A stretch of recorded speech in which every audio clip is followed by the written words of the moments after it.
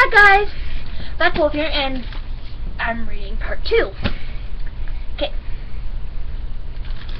I awoke with my hands tied behind my back and lying in the bed of the wagon.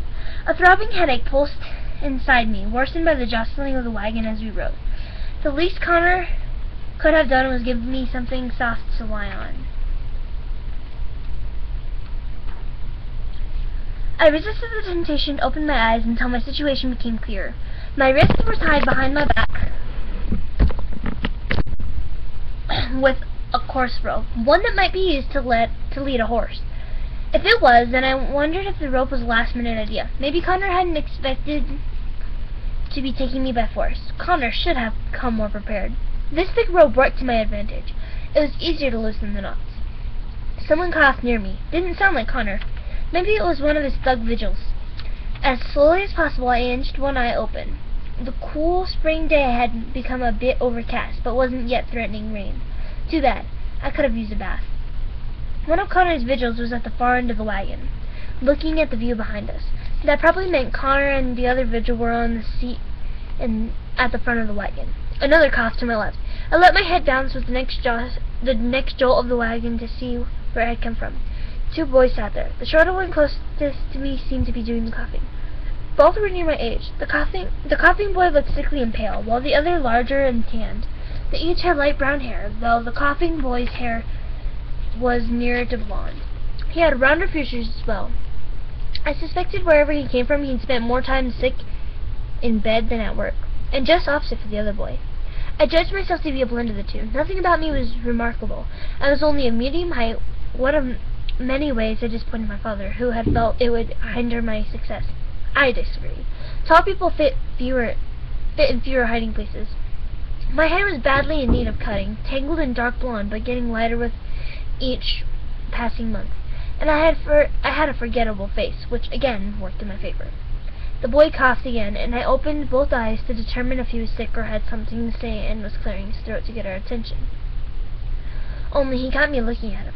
Our eyes focused so solidly on each other that it was pointless to pretend I was still asleep, at least to him. Would he give up my secret? I hoped not. I needed time to think, and time for some unfortunately placed bruises to heal. Time was not on my side. "He's awake!" That was the larger boy who got the attention of Connor's backseat vigil. The vigil crawled across the wagon to slap my cheek, which wasn't necessary because my eyes were mostly open. I swore at him, though once as he yanked me into a sitting position. "Not too rough," Connor called from his seat. "He's a guest, Kragen." The vigil, now known as Kragen, glared at me. I didn't say anything else, figuring the phrase I just used to curse at him had satisfactorily explained my wishes for the cause of his death. "You've met Kragen," Connor said, then added, "Mott is our driver." Mott glanced back to nod a hello at me. He and Kragen couldn't have been designed to look more different from each other. Mott was tall, dark-skinned, and nearly bald. What little hair he did have was black and shaved to his scalp.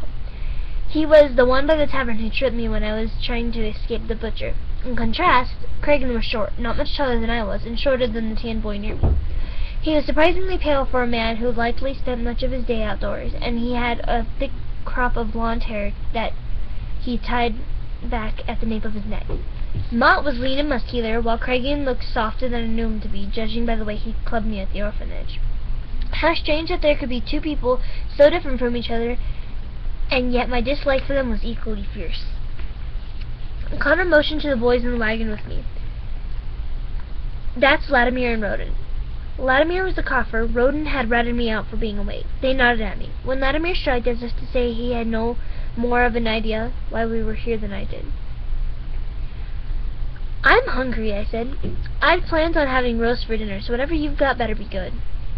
Connor laughed and tossed an apple onto my lap, which sat there because my hands were still tied behind me. Roden reached over, snatched the apple, and took a big bite of it. One of the rewards for not having fought coming along. I'm not tied up like a prisoner. "That was mine," I said. "The apple was for anyone willing to take it," Connor said. There was silence for another moment, except for the sound of Roden eating. I stared icily at him, though I knew it'd do no good. If he came from an orphanage as I did, he knew the rules of survival. Rule number 1 said you took food whenever it was available, as much as you could get. Neither of you fought Connor? I asked Latimer and Roden. Latimer shook his head and coughed. He probably didn't have the strength to fight. Roden leaned forward and wrapped his arms around his legs. I saw the orphanage you came from. It was 10 times the place I lived in. Then Connor comes and says if I cooperate, I could get a big reward. So no, I didn't fight. You might have given me that nice speech instead of having me hit over the head, I told Connor. What's the reward? Connor didn't turn around to answer. Cooperate first, then we'll talk. Roden tossed his apple core from the cart. He didn't even have the decency to eat all of it. You can untie me now, I said. It probably wasn't going to be that easy, but there was no harm in asking. Connor answered, Mr. Belding warned me that you have a history of running away. Where do you go? To church, of course, to confess my sins. Roden snorted a laugh, but Connor didn't seem to find the same humor. I can starve the blasphemy out of you. I leaned my head back and closed my eyes, hoping to end any conversation involving me. For the most part, it worked. Roden said something about his devotion to church, but I let it go. None of it mattered. I didn't plan on being here much longer. About an hour later, the wagon stopped in a small town I'd been to once before. It was named Gelvins. Although as small as it was, I'm not sure it deserved any name. Gelvins was more like an outpost than a town, with only a few shops on the street and a dozen pathetic excuses for homes. Carthian homes were normally well built and sturdy, but Gelvins was poor and its farms dry. A sturdy home was a luxury few here could dream of, much less afford to build. Most of these thin wooden structures looked like they would be finished in a stiff windstorm. A wagon had stopped in front of a shack with a small sign over the doorway, identifying it as Gelvin's Charity or Orphanage. I knew this place. I'd stayed here several months ago, after Mr. Belding temporarily kicked me out. Connor took Mott with him and left Cragen to guard us. As soon as Connor left, Cragen jumped out of the wagon and said he was going to get a quick drink in the tavern, and he'd personally kill any boy who tried to escape. Another orphan, Roden asked? Connor's probably been to every orphanage in the country. What could he possibly want with all of us? You don't know, I asked. Latimer shrugged, but Roden said, he's looking for one particular boy, but I don't know why. He won't want me. Latimer's voice was so quiet, the snorting of our horses nearly drowned him out. I'm sick.